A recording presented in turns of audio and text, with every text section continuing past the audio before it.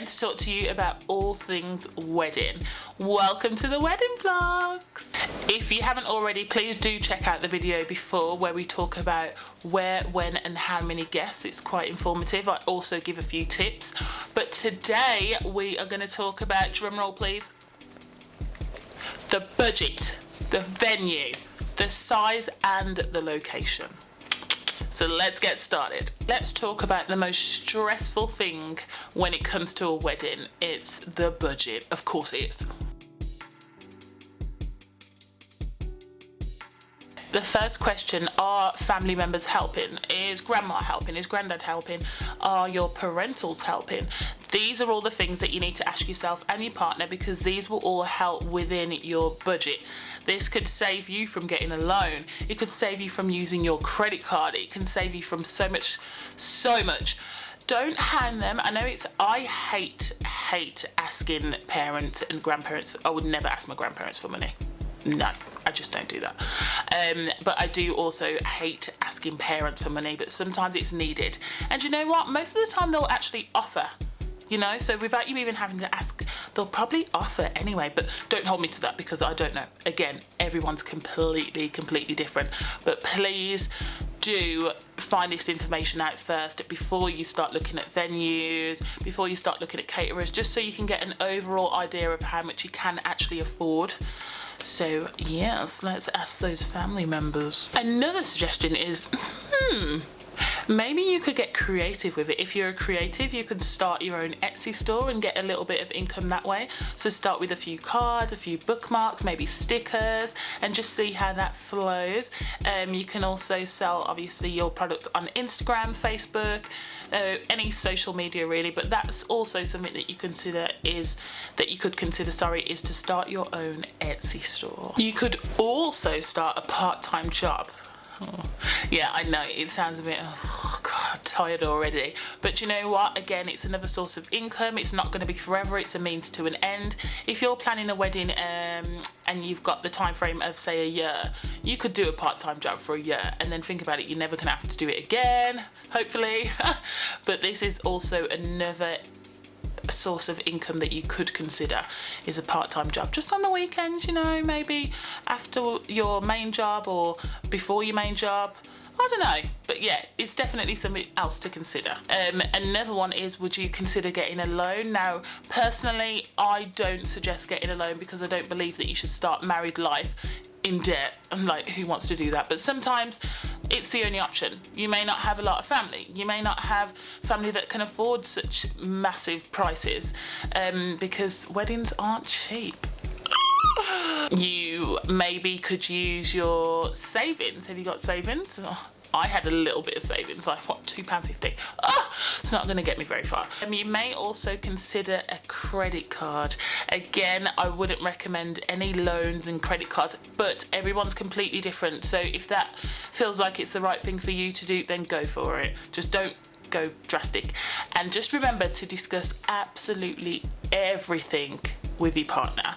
Like, I discuss literally everything with my partner, and I'm so used to it, even down to the wedding dress. I had to stop myself. I was like, no, I can't tell him this. But please, when it comes to things like financial things, guest numbers, food, caterers, things like that, you need to discuss absolutely everything with your partner, just so you're both on the same page and you can both have the information that you both need. Yes? Let's talk venues.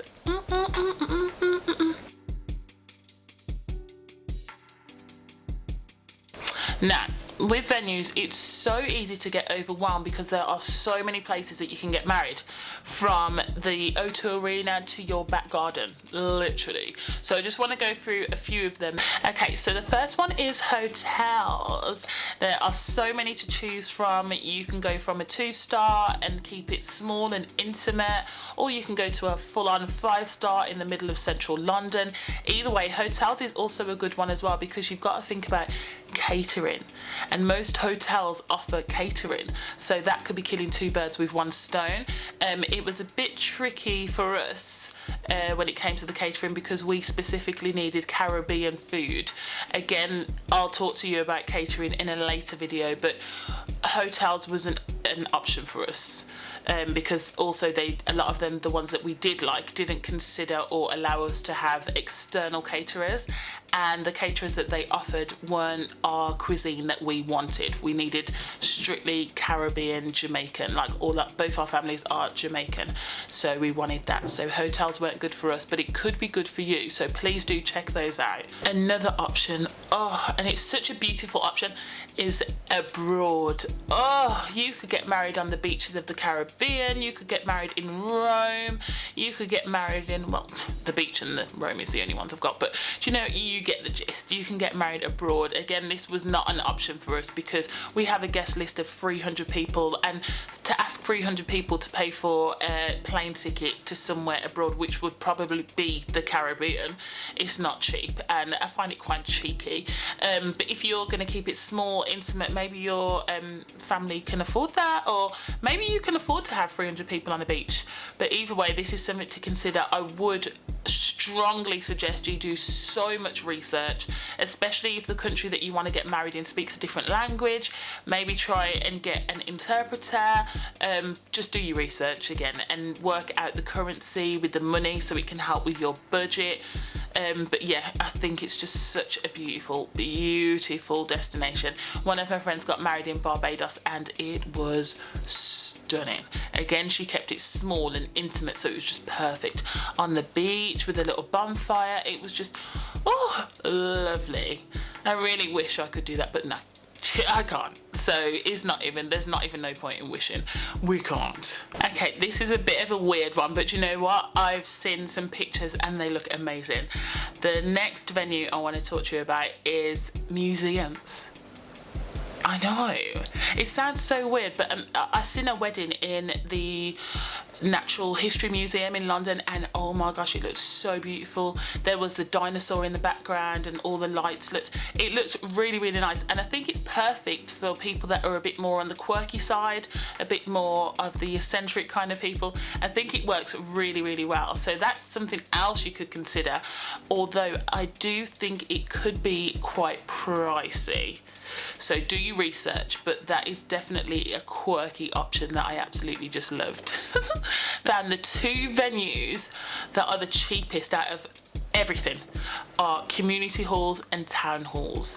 Now, they may sound not up to your standard, but you know what? Decorated so nicely with flowers and a bit of wedding decor, they can look so beautiful. Now, we actually went to a town hall in a city centre, but the fact that it was on the main road, there was buses going past, it was too open to the public, and I didn't really like that. I want my wedding to be private. I want to keep it just family and close friends. I don't want random people looking in and blah blah. I don't like that. But do you know what? It's not right for me, but it could be right for you, especially if you want to keep costs way down. Just community hall or town hall. Just like hotels, there are many golf courses. Golf courses are a good one because they come with a lot of land, a lot of greenery, and the pictures come out pucker. I've seen a few weddings in that have had a wedding in the golf course, and they just look stunning. Again, golf courses are, how would you say, £3 signs. They're quite, maybe even £4. They're quite pricey, so that wasn't an option for us because, as well as trying to keep the cost down as well,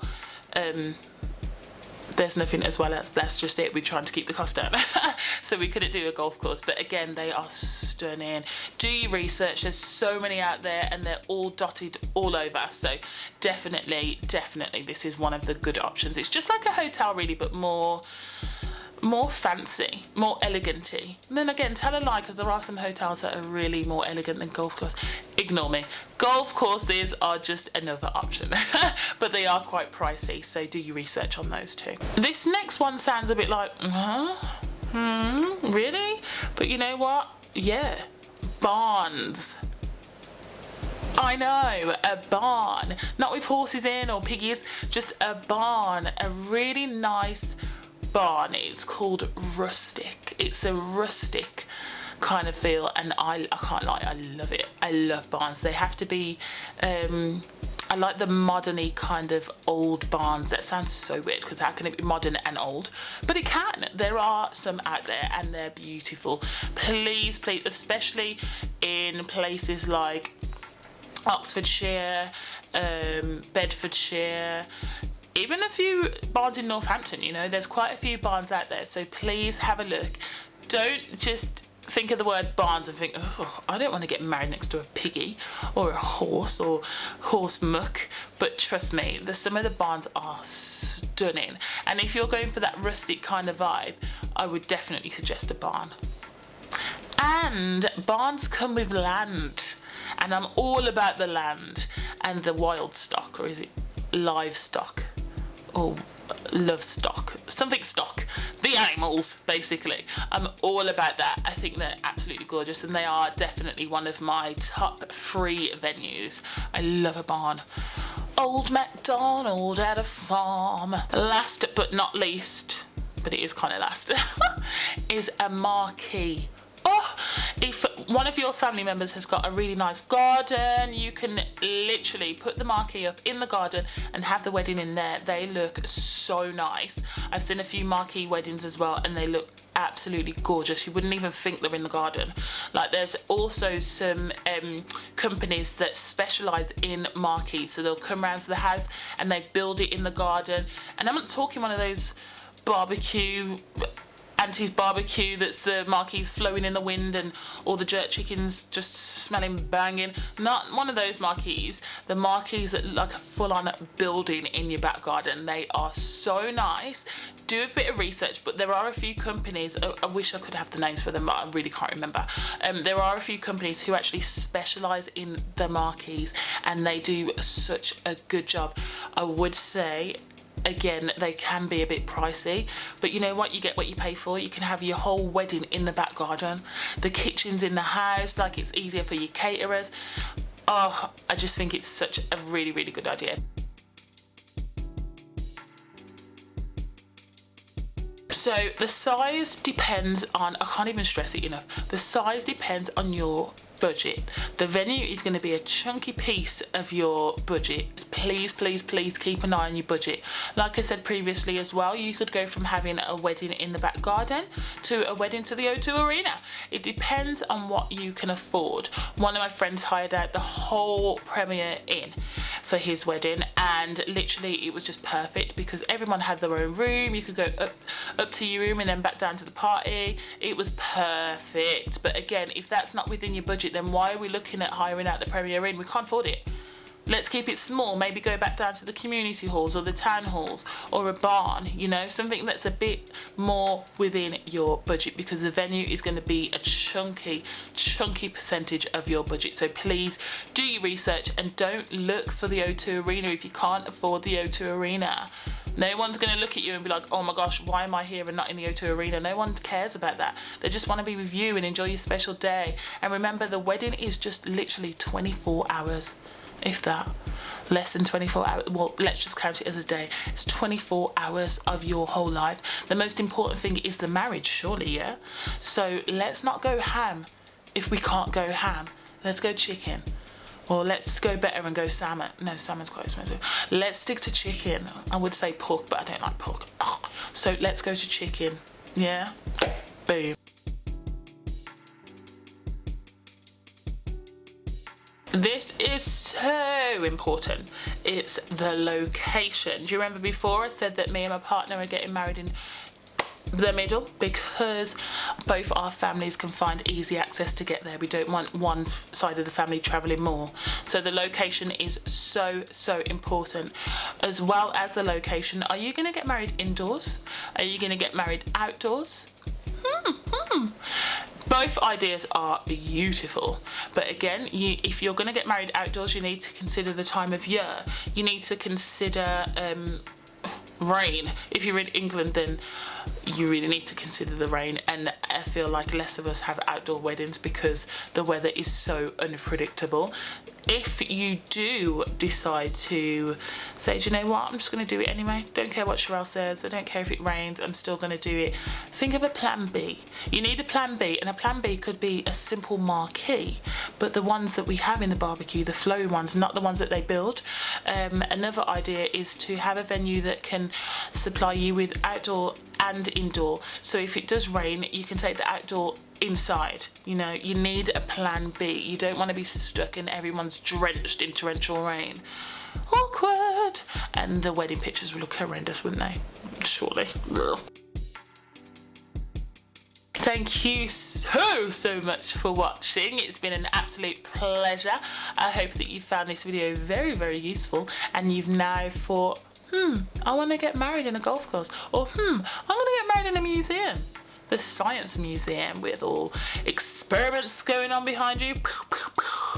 I don't know, but either way, thank you so much for watching, and if you haven't already, please subscribe so you can get a little ping whenever a new video comes out. You are amazing. Thank you so much for watching. I love you.